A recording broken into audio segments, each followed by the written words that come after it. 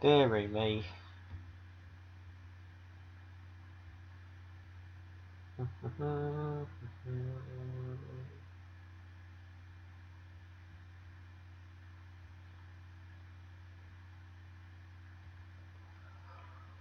Oh dear, long day, long day.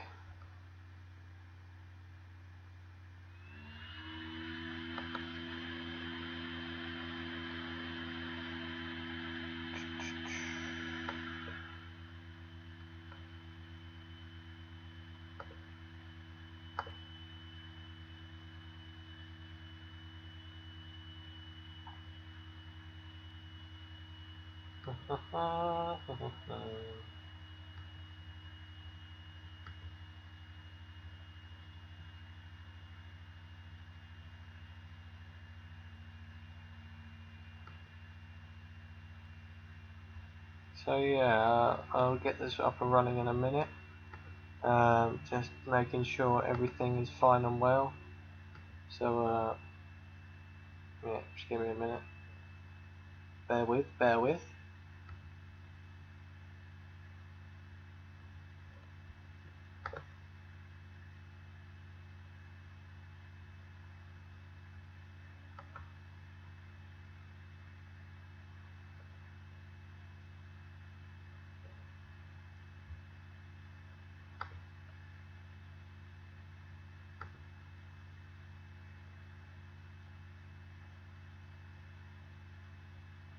Do do.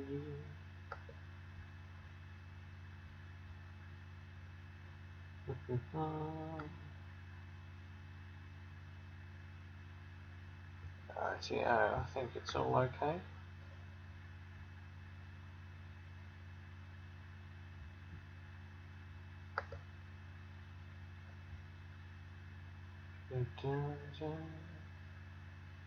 There we go, it's all working perfectly. Alright, hi there guys, sorry about that for a bit of a delay, I was just checking everything was working fine.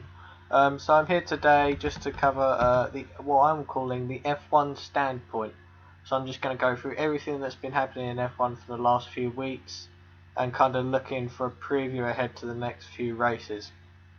Now I know a lot's been happening recently, so we could be, well, we'll be a while, but I'm not going to overrun it. But yeah, let's without wasting any more of your valuable time, let's get into it.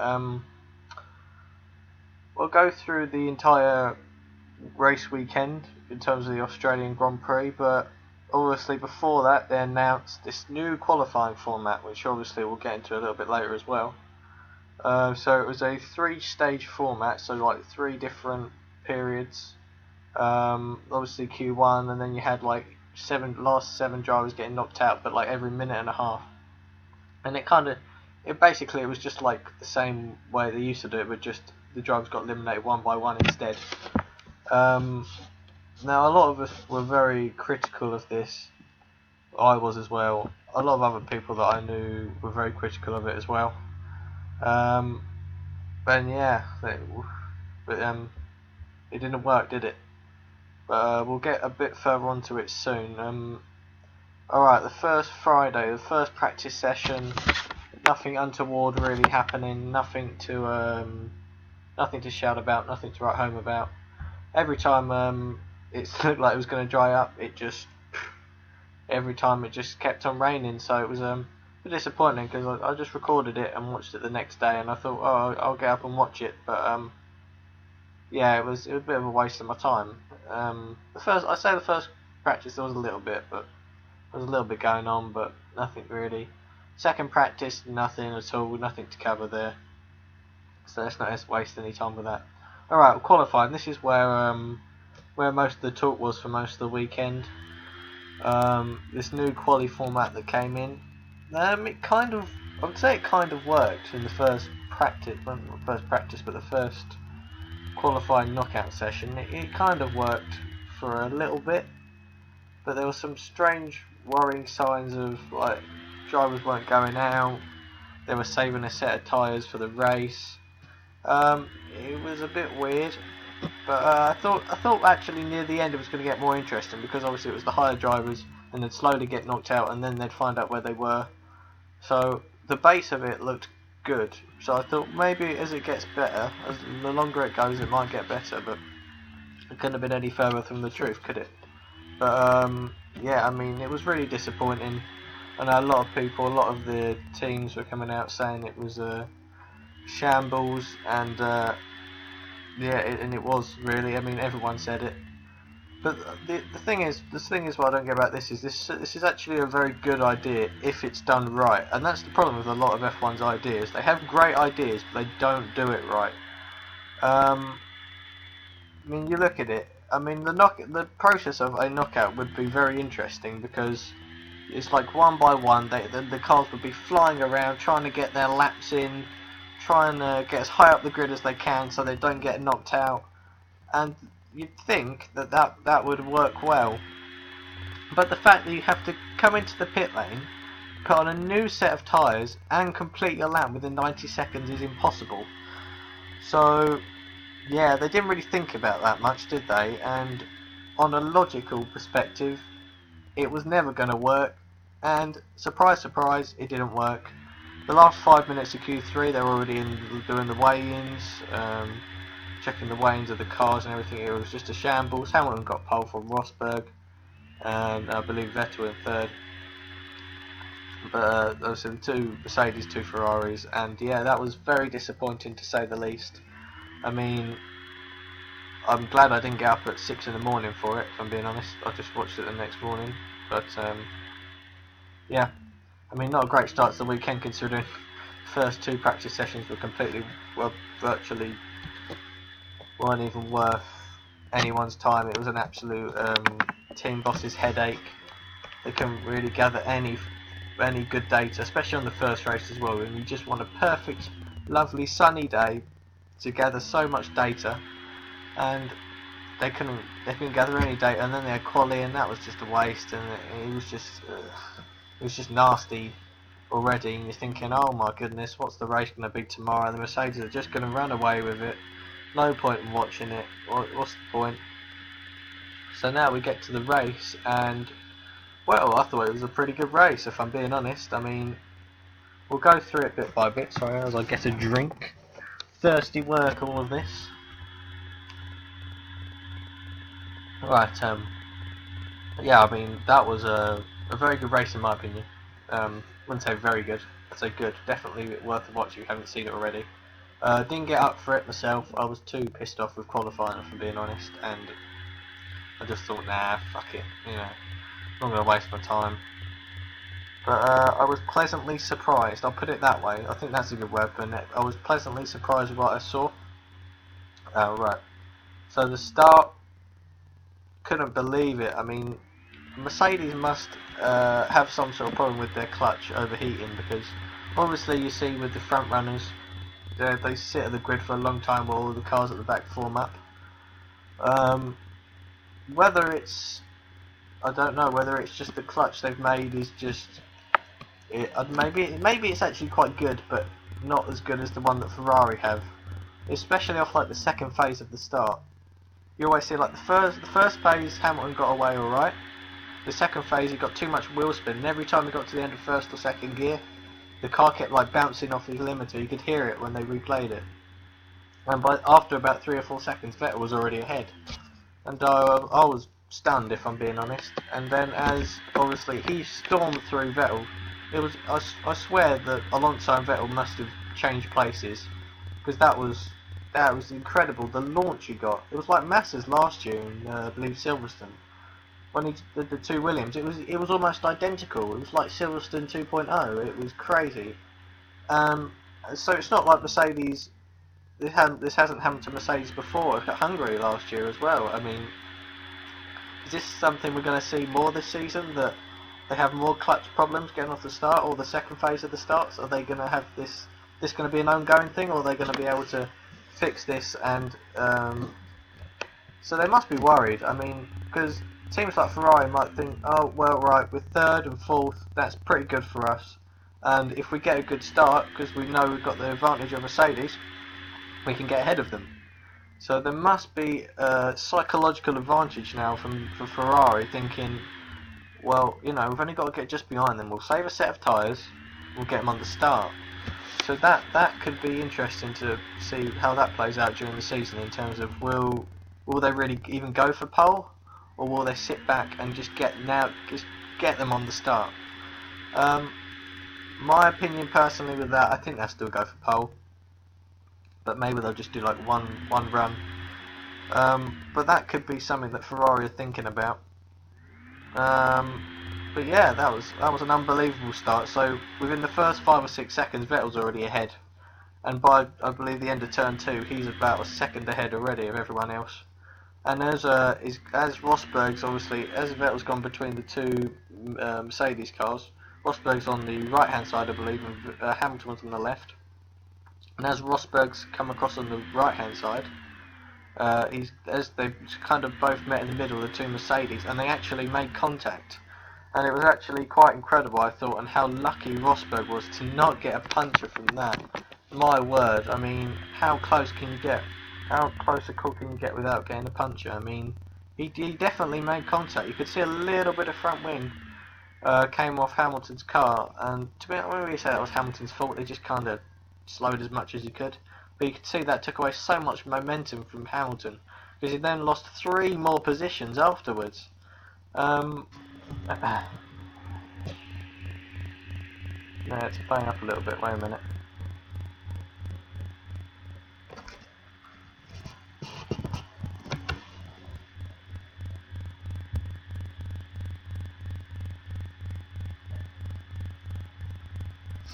Alright, I think it's alright, but it's a pretty old laptop now, and it's getting a little bit. I don't know, it's overheating quite a lot as I have to charge it. So I'm sorry I've had to stop kind of about halfway through this. But yeah, it's going to be quite a relaxed video. I'm not going to edit stuff and everything. I'll just leave it as it is. I'm sure you won't mind too much. But yeah, I think it seems okay. Alright, we'll carry on for now. So Vettel, Raikkonen, and then we had Rosberg in third. I can't remember who was 4th and 5th. I believe Verstappen was 4th or 5th. And then we had Hamilton just behind. And Hamilton, you could hear, was starting to get very animated on the team radio. He's asking, "Look, guys, what are we doing? I'm stuck behind Verstappen. I just cannot get past him. Obviously, with these different front wings, they can't get too close to the other cars." So yeah, he was kind of, by this point Mercedes are thinking, well, we've got to play the long game here. We've got to out-strategize Ferrari, which is something they really haven't done before. So they're almost in new territory themselves. So yeah, they had to really kind of think on their feet a bit, had to think outside the box. And they were smart, I have to say. They played it very cool. They said to Hamilton, don't worry, don't panic. There's plenty of time to go, and we know what strategy we're doing. So, you know, this is showing once again Mercedes, they're not just a team that can win from the front. Almost like Vettel when he kind of proved that he couldn't just win from the front, he could work his way through when he was at Red Bull. They can work their way through the field, or they can use a very good strategy in order to put themselves back into play later in the race. So it's a very clever move, in my opinion. And yeah, it kind of set the tone. So first round of pit stops, Vettel. This is where it kind of went a bit strange for Ferrari. They came in for another set of super softs, which definitely surprised me, because I'm thinking, let's just get the mediums now and just go as far as you can on the mediums. Push not too much, but enough to keep with Mercedes at least, or try and keep ahead. And I was very surprised they came back in the super soft. It was almost as Ferrari sort of panicked and went, right, we've got to get as far ahead as we can, and when we go for mediums, hopefully our long pace on the mediums is good, without really knowing. Honestly, they didn't do anything on Friday, so they didn't really know whether it was going to work or not. So they kind of panicked a little bit, I would say, Ferrari, kind of hoping that to protect their lead. They didn't really think about attacking. That was their problem when they was out in the lead. They were too defensive. There was a very defensive strategy they went for. They put Vettel back on another set of super softs, and it didn't really work, I would say. Then Rosberg went on to the mediums, I believe. I'm not 100% about that. And then obviously Hamilton came back. on the mediums. He did not get past those Toro Rossos, did he? That was a real thorn in his side in the first part of the race. But the second phase of the race was where it started kicking off big time. Lap 12, just as like the first round of pit stops was happening, Palmer and Bottas had a fantastic battle. It was just the second DRS detection zone. As Bottas came, I believe Bottas went a bit wide or went a bit too defensive. I think it was with Palmer. Oh, I can't quite remember now. Sorry, my memory's terrible. But I believe it was Palmer and Bottas had a fantastic little scrap going on. It was real wheel to wheel. Palmer did brilliant to give him just enough room on the outside, but all sort of squeezing him at the same time. It was fantastic, and Palmer actually kept the place. I believe that was lap 12. And then the big incident on lap 17 involving Gutierrez and Alonso. Now, when I first saw this, I was kind of unsure about it. I thought at first my initial reaction was it was Gutierrez's fault. So didn't leave. In my opinion, I don't think he left the room for him. But obviously, looking back on it a few days later, he did have enough room to get around the outside, but it was neither one thing or the other with Gutierrez. He was kind of, I don't think he really knew what he was doing, if I'm being honest. It was very clueless driving, I thought. So yeah, as Alonso was coming through the second DRS point, he had a decent run on him, and then suddenly, out of nowhere, he just gets a massive slipstream. And I think it caught Alonso by surprise a little bit. I mean, I think that's actually what caused the incident. And as he tried to go, almost panicking, he tried to go to the left-hand side of the track to give him enough room to try and squeak around the outside. He smashed into Gutierrez's tyre, he's hit the barrier on the left-hand side, and then as he's hit the gravel, he's done a barrel roll, and then he's done a somersault, and then he's landed flat about 200 metres there further into the gravel. I mean, I couldn't believe it when I saw it. I saw an object further away, and I'm kind of thinking, is that another car there? Like, first they just showed Gutierrez, and then I see that there's another car, and I'm like, oh my goodness, like, what's happened here? And it was very, very strange to say the least, and I'm glad Fernando's alright, and I think this is another example of just why we don't need closed cockpits in F1, and we don't need this stupid halo design or whatever that is. I mean, that's nonsense, that is. Hamilton was dead right about that. But just a spectacular crash, and Alonso very, I would say, I wouldn't necessarily say lucky, but I'll definitely say he got, I wouldn't call it luck. It's maybe a bit fluky that he got away with not having any. Well, you could see he was a bit shaken up. Obviously, he would be. You've been flying through the air at 200 miles an hour, for God's sake.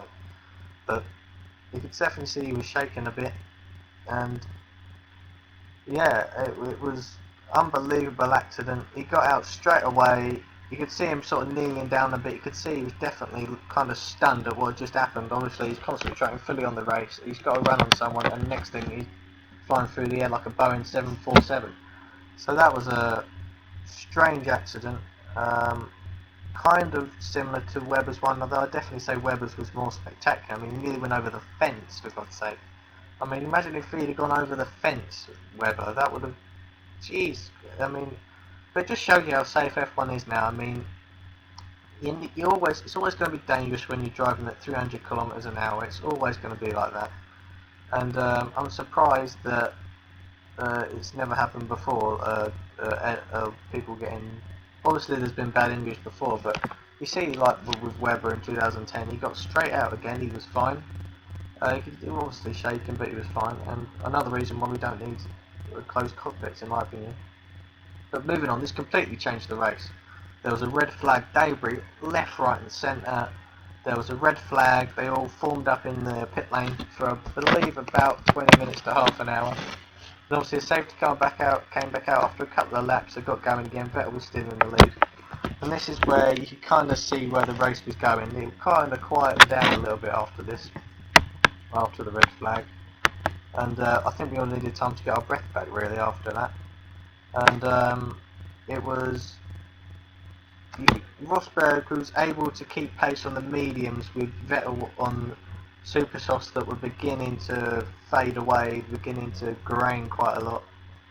And this is also where Hamilton kind of came into play, because a lot of other teams have pitted already again. And Hamilton didn't need to, obviously, he was on the medium banded tyre, the white banded tyre. And yeah, he kind of just got his head down and put in good laps. And after Vettel had to pit again, this time for the yellow banded tyre, which was a slow stop as well, remember? That was a slow stop. I believe about 3 seconds slower than it should have been. It was about 5.5 second stop. I mean, oh my god, 5.5 seconds, that's bad, but in F1 it is now. And this put him fair bit behind Hamilton and kind of restored a bit of, maybe brought everyone back down to earth a little bit, I think. Certainly brought Alonso back down to earth, but nonetheless, Rosberg led from Hamilton, and then Vettel, I believe, was about 8 seconds behind Hamilton near the end. And he gradually began to close in, and Hamilton actually made a mistake about 7 laps before the end. I believe it was about turn 7, and he locked up. He didn't actually go on the grass, but he ran very, very wide when Vettel was only about 2.5 seconds behind him. And that put Vettel right on the back of him. And they looked like they was going to have a good scrap until, right, the penultimate lap, or with 2 laps to go, 2 or 3 laps to go, Vettel made a mistake on the penultimate corner, went onto the grass, and that ended that. So Rosberg won from Hamilton, from Vettel. Daniel Ricciardo went about his business very quietly, got up to 4th position. That engine looking a hell of a lot better now, it's been branded under tag hire. 5th, Felipe Massa. This is one I wanted to touch on. I think he must have had the most boring race ever. I mean, everyone pretty much had a story from this race. Everyone got involved one way or another, and he didn't really. He kind of just, it was kind of similar to Ricciardo. It was just so quiet. Hardly heard Massa's name, but it's not a bad result for him in 5th position. I'm just saying, it's quite strange because everyone kind of had their own little unique kind of, I would say, race, and Massa just kind of strolled around for like a Sunday afternoon stroll in Melbourne, but I'm sure he'll take 5th position. And then for my driver of the day, and it was as voted by the fans, the new driver of the day voting app, was voted Romain Grosjean, and I thought was absolutely sensational. If I just adjust my camera, I thought he was sensational today. It's today, I'm messing all this up, aren't I? On Sunday, I thought he was absolutely sensational. He just got his head down and he kept going. I thought he got a lot more out of the car than what was capable, which is a sign of a fantastic driver. We knew back in 2012 that this kid was something special, and he's proven it. I mean, 2014 was just a waste. The car was just rubbish for him at Lotus. Last year was better, but very unreliable. And I think he's made a very good career move to going to Haas, starting completely from scratch really, and just started to rebuild his career. And you can see that he's capable when he gets his head down, and he doesn't start battling with people, that he can really perform well and get a lot out of the car. And I really thought he proved it. I really thought he proved how good he was on Sunday, and he deserved to be driver of the day. Another one I wanted to touch on was Max Verstappen. Brilliant he was doing. I really do enjoy watching him to an extent, Max Verstappen. The team screwed him over. They brought the wrong tyres out with pit stop. It was a very late call, and you could hear a few expletives. But yeah, he had a brilliant race, but at the end he kind of ruined it for himself. I think it kind of sums up for Verstappen really. A fantastic driver, but he needs to learn. He needs to learn you can't drive into your teammate. He was clearly frustrated what the team, and yeah, he did have a right to be frustrated to an extent. He did, but you can't really go around crashing into your teammate. That's not exactly gonna get you any brownie points, is that? Is it? But yeah. He's kind of getting there. He's getting there. He'll learn in time. I mean, he's only 18. I mean, I'm 17 and I don't know what I'm doing with my life.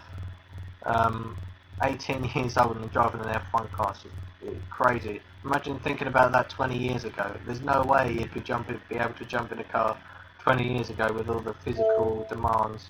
Oh, sorry, I've just got to plug in.